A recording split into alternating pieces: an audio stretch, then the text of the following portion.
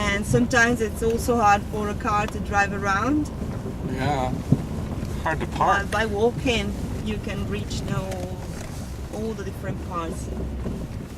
Hard to park and harder to unpark. True. So you see that we are on the top of a hill, which is one of the 7 hills of Rome. It's called...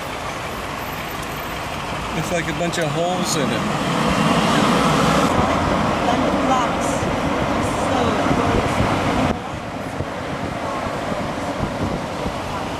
This is a triumphal arch that is called the Arch of Constantine, and it was inaugurated in 315 by the Roman Senate as a tribute to the Emperor Constantine, who had defeated his rival Maxentius in a very famous battle, that of the Milvian Bridge on October the 28th, 312. And so as a sort of an art, so less refined in the details, and even by the Oriental culture, which is much more, again, stylized compared to the more realistic form of carving. Hi Lee, you having fun?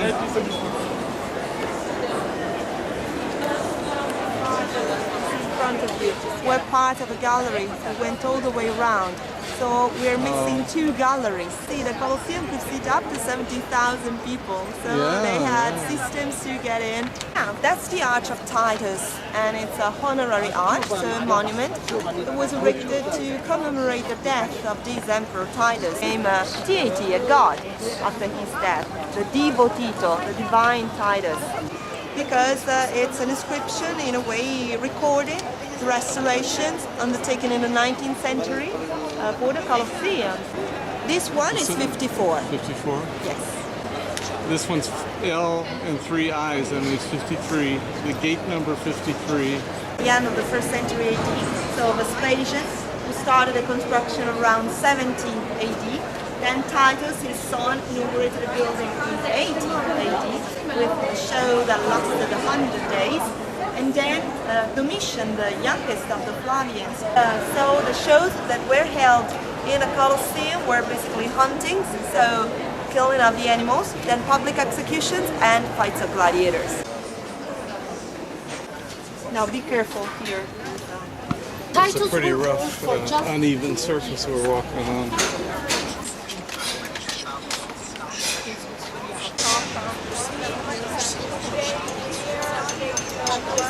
You see from here, you can enjoy this overall view on the inside.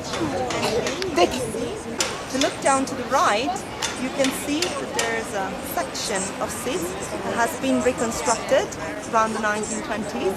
And so that one once belonged to the first ring of Sis, the one that was reserved to the senators, so the VIP spectators are inside the amphitheater, because those were the best seats, since they were the closest to the stage. It was in the middle of the structure.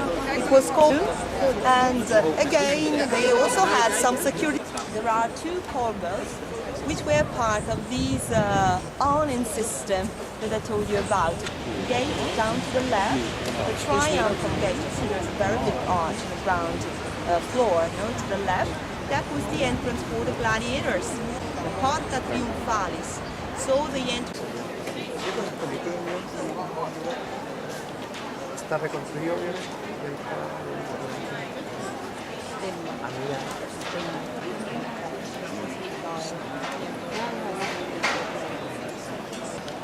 So we're getting on the other side here.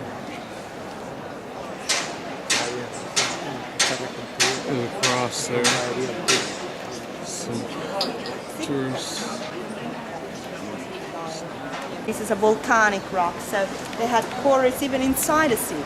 And then bricks on top with cement inside. So if you look at the section of this wall to the right, you see that there's mortar in between all the bricks, just to light up a little bit the weight of the structure. So solid blocks, so the heaviest materials. Let's go through the material one time with my camera on. Yeah, okay. The brown is what? Tufa. Tufa? Tufa, yeah. Is that, like, where is that, local? Those, yes, it's like volcanic ashes. They're just solidified.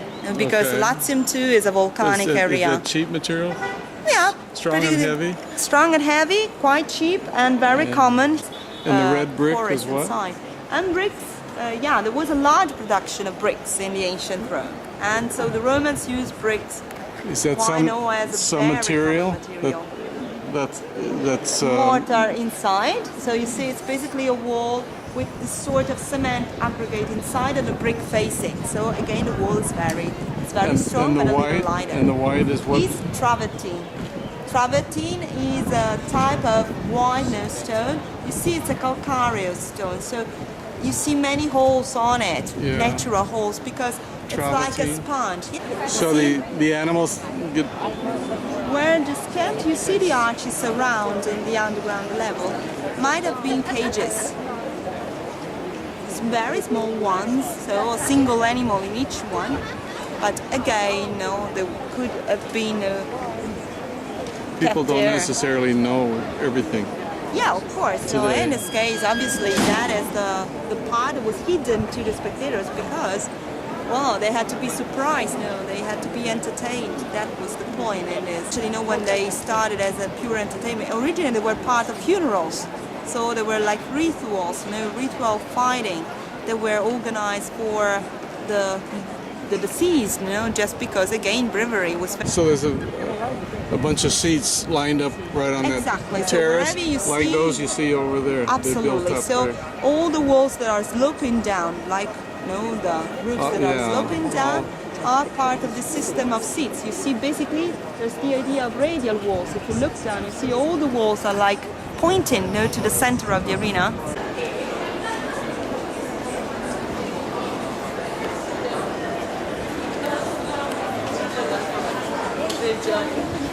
That is the temple of Venus and Rome. Pagan deities built by Hadrian in the 2nd century AD. We're at the Coliseum. Isabelle is our wonderful guide here, and we're enjoying our time. All the way from San Jose to Rome.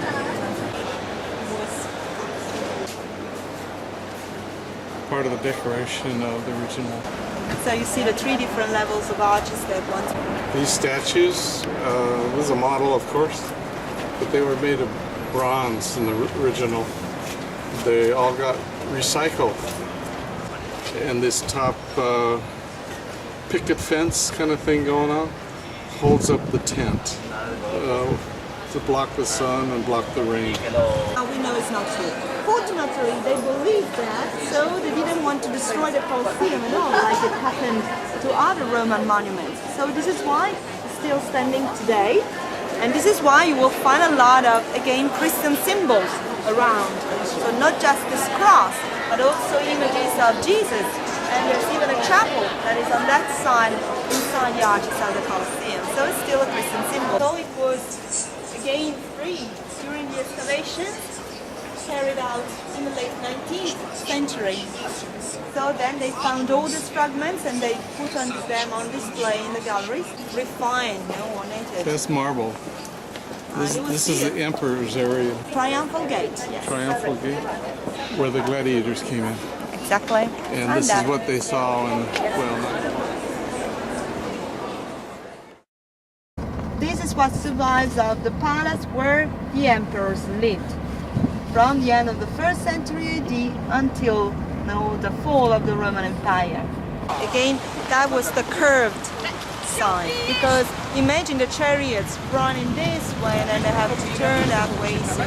So down there is about That was the starting point. Where you see looks like 400 meters is the Circus Maximus, where they had chariot races.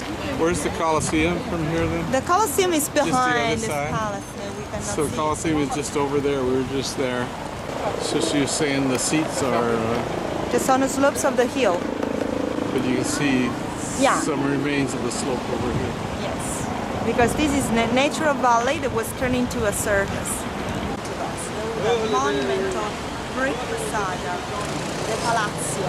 So there are 3 hills here. This one that I'm pointing Palatine. at, Palatine, Then Kilian, there where you see the churches. Celian, Kilian, yes. okay. And then Aventine, this one.